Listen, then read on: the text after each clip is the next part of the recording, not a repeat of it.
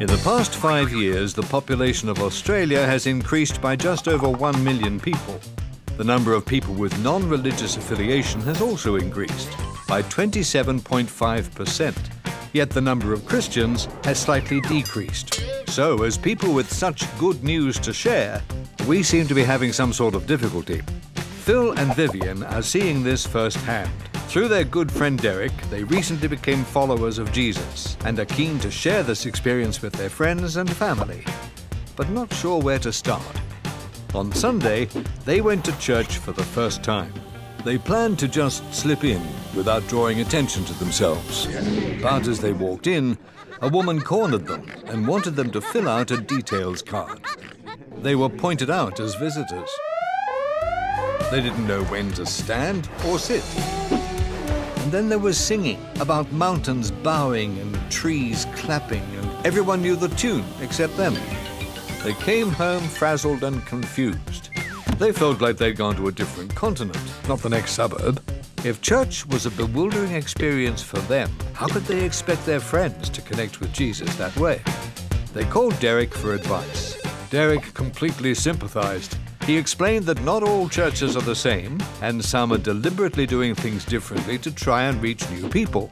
He invited them to come with him to a low-key barbecue that Pastor Max had organized. They were surprised to discover that everyone behaved like any normal Australian would at a barbecue. And before they knew it, they were meeting lots of interesting people involved in creative forms of evangelism. They met Eddie, who organizes a local soccer team. Joe runs a music playgroup for parents with young children. Sally runs a coffee ministry in mental health centres.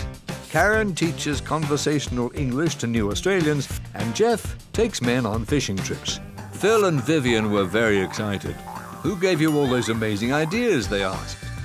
"Pastor Max," everyone answered. Pastor Max had been inspired by Crossover. They put ideas in his head and resources in his hands that helped him to help his congregation connect with their world. Crossover has been doing research into how people think and relate in the 21st century.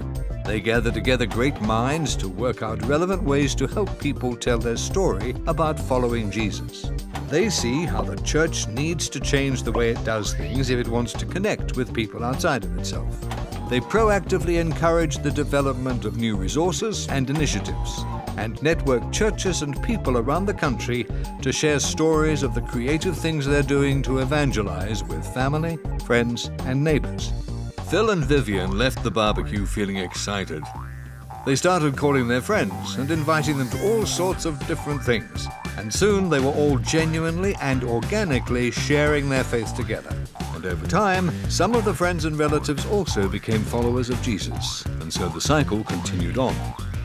Easter is a time to celebrate what's at the heart of our faith as followers of Christ, and to evaluate how effectively we're sharing what Jesus has done for us. Crossover is relentlessly dedicated to this cause.